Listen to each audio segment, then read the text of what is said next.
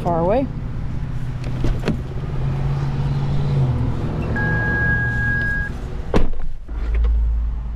Hey everybody, welcome back to the channel. You know, it's been a really long week, but I don't want to talk about my day job. I don't want to talk about my day job. It's been a really long week, but it's a bit of an unorthodox weekend. I have a little bit of a rare solo weekend for myself here. Daniela is with her debate team. They don't often have two-day tournaments where, you know, she's out of pocket for 2 days over the course of a weekend. But they happen to have one of those this weekend. I think it happens 2 to 3 times throughout the course of an academic year, but certainly not regularly. But anyway, I find myself having a solo weekend. And because it's been such a long week, I know I'm going to want to do some resting this week. I need to get some rest and kind of rejuvenate my soul a little bit and rebuild some morale that just is down from this week at work. But I can't just relax all weekend. I have some, you know, chores and RV chores and things to do, and I want to try to get ahead if I can for next week, so that I can maybe you know, maybe get a little bit done to get some good karma for the next week, to kind of just continue to move on and kind of get things you know, checked off the list. Just get some momentum, I guess, if you will. But that's what we're going to focus on this weekend. Lots of rest, still some productivity, and productivity via means of RV chores.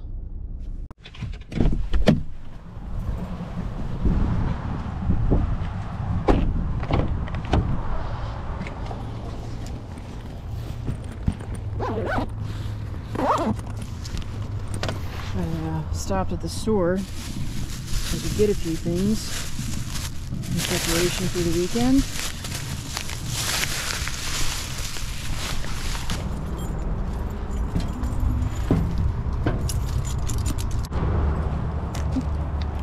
Come on, baby girl.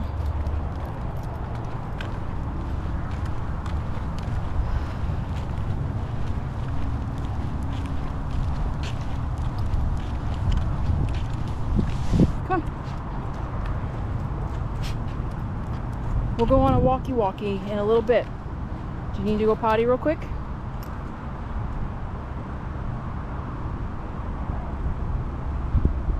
So, no, I'm just gonna sit here and stare at the neighborhood. Alright, some pizza making essentials. Cheese, bread, pepperoni, beverage, air fryer that's starting to preheat. They didn't have pizza sauce, but I do have some marinara that I can substitute for just a little bit of the red sauce for this. So I don't need, obviously, all of this, and not all of it will even fit in my air fryer. So I'm just going to cut a couple of pieces, off. We'll make a couple of small, personal pepperoni pizzas here.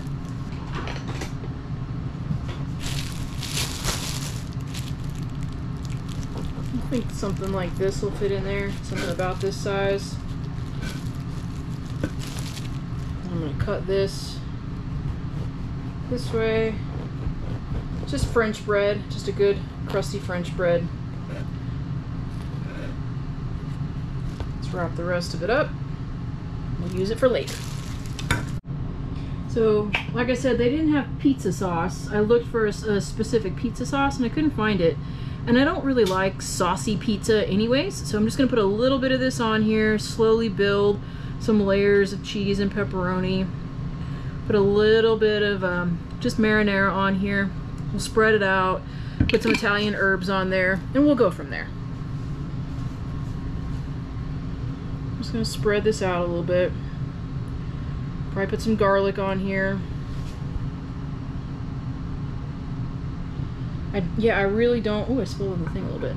I don't really like saucy pizza, so this will be okay. Just a simple Italian blend of seasoning here. And we're gonna add some cheese, some pepperoni, and get it in the air fryer.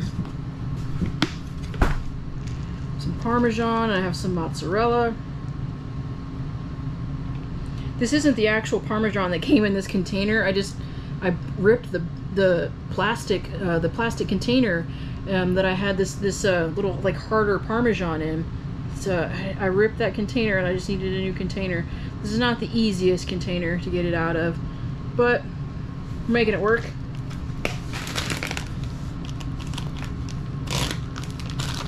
And we're just gonna layer some pepperoni on here, and then we're gonna layer some mozzarella on top of that. And I like pepperoni, so we're gonna layer it on. This is not part of my Weight Watchers diet, but I also did not eat breakfast today, nor did I eat lunch, because, you know, like I said, it's Friday and it's been a rough week and it was a rough day. So I have some extra points and some extra calories to give tonight, so that's okay. Layer this up with some cheese.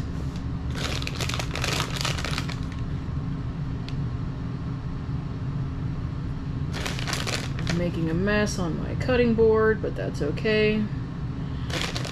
We can deal with that.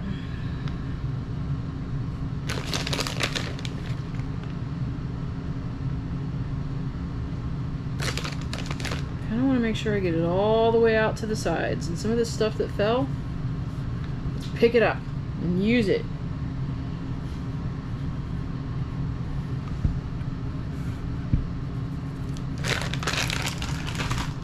So they're about ready to go in. I'm going to put them in here, 375, just gonna, this pulls right out, 375, 5 minutes or so. We'll see how that goes.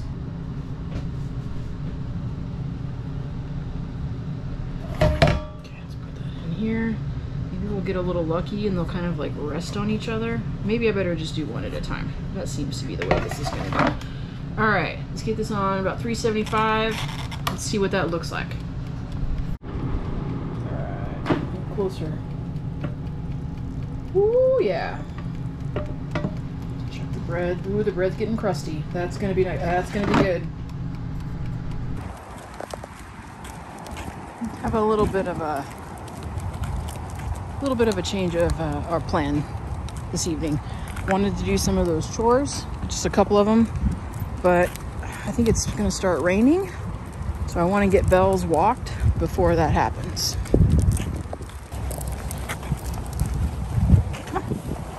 She sees another puppy, so she's super excited. Leave it, Bells. Leave it. Okay. No, maybe not.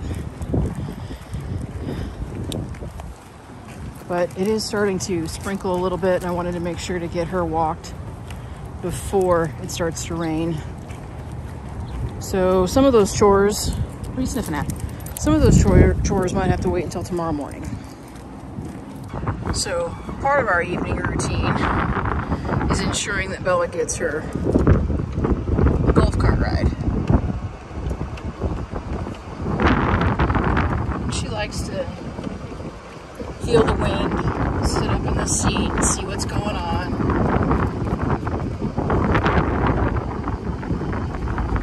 She also makes me nervous when she does this, but she likes to stand right there and put her head right out to look. But it makes her happy. It's part of our evening routine. I use the golf cart for daily chores for the RV all the time. It's a good thing that we picked this up, and she just gets a short ride every night.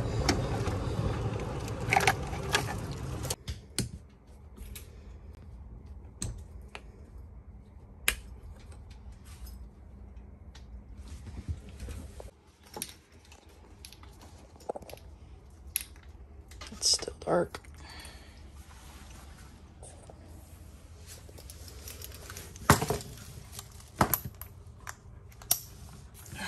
Let's go, girls.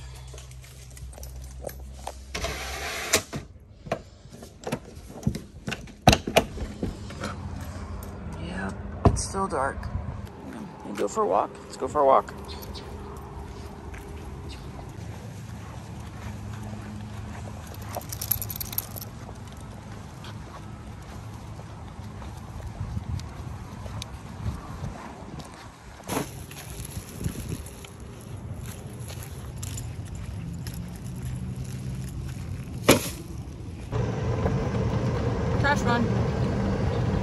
just had the one bag and the bag from Bella this morning and her number 2.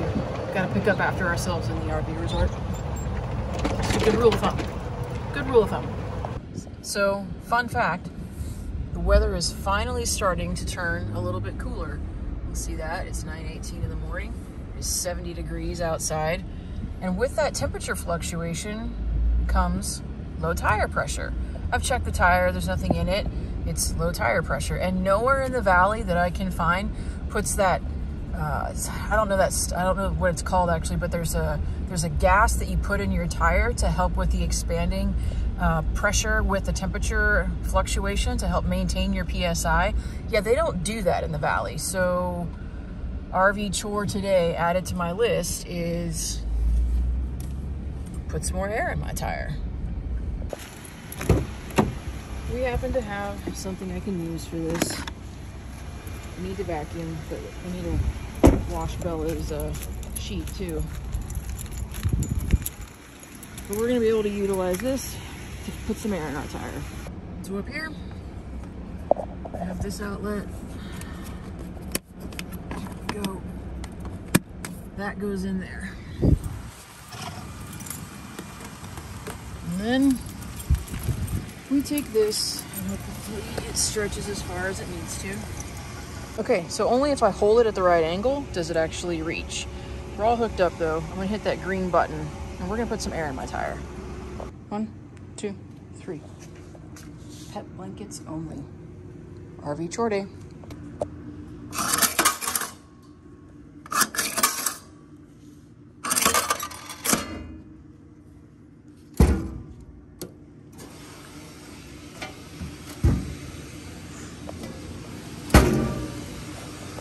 All right, 30 minutes later. You know, so this next chore, I'm not exactly thrilled to have to do, but we're gonna drain and flush the black and gray tank. So we drain both tanks, we flush then the black tank. It's not bad, but it's not great either. But that is what we're talking about, and some things fell over. So I'm gonna have to fix it.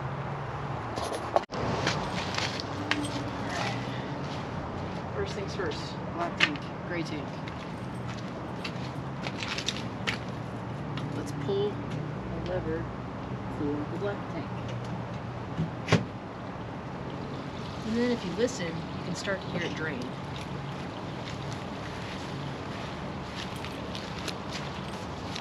You know, glove up. Anyways, so while that's draining, and it's draining that way, and I'm gonna lift this section up right here, and I'm actually gonna remove those little pylons for a second, and I'm gonna take those away, let it drain, lift it up, and get all of it out. And then I'm gonna reset those little plastic things because I need new ones and they break. But then the next thing that I do is I'm gonna take the gloves off and run inside. Before I run inside, I'm gonna close the black tank. I'm gonna go step on the foot pedestal for the toilet, let that thing fill, and then I'm gonna come back out and then release it again.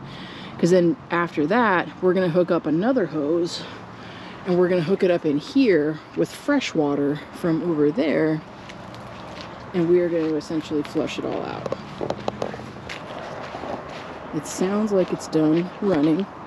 So I'm gonna put the gloves on. I'm gonna move those little black pedestal things, and I'm gonna work on getting it all the way empty.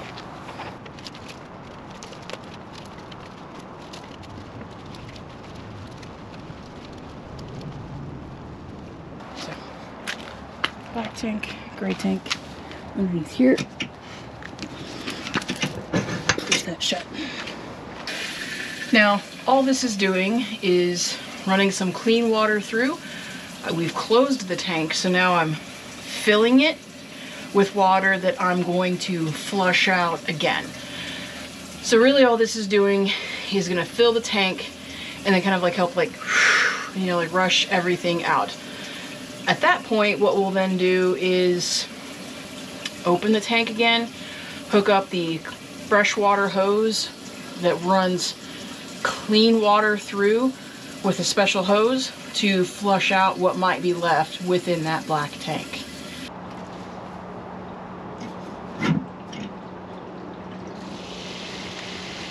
So you can kind of hear it. We filled that black tank up and it's just shooting everything through. And then I'm going to go through, I'm going to lift the hose again with my gloves on and kind of just get anything that's left inside of the black tank or the black tube here and kind of get that to the septic system.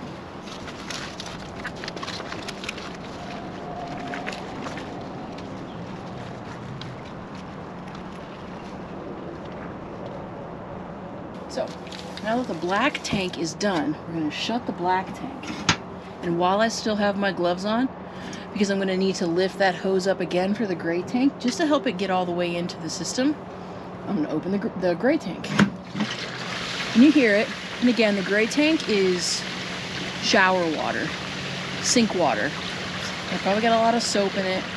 But it, you know, to be honest, also probably has a whole lot of like skin cells in it, right? Because when you're in the shower and you kind of get all that stuff off your body, it's grime, it's gross, there's probably hair in it. So there's a gray tank treatment as well. So we're going to let this drain, and then we're going to do the same thing with that tank and just help the residual water go all the way into the, you know, underground system.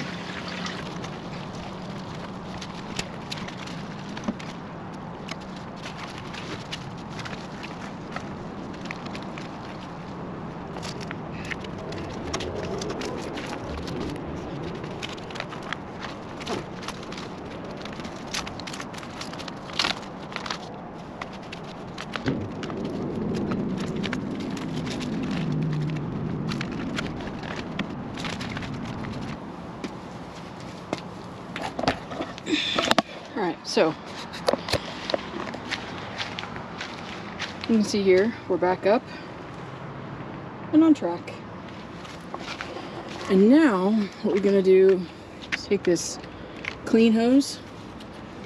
This part doesn't matter so much because it doesn't ever hit the icky stuff. This is going to be hooked up right to the freshwater, like city water tap that we have. And it's going to go in, and obviously there are some filters in here, and it's going to go in, and we're going to basically be able to flush the black tank out. Okay, so yes, go inside, wash your hands, all that kind of good stuff.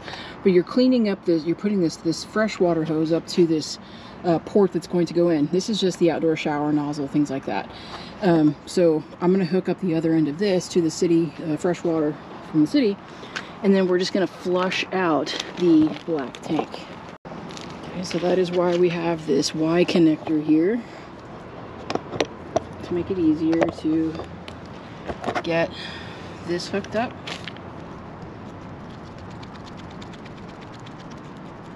Now this is to the filter, which filters the water that we get into the RV.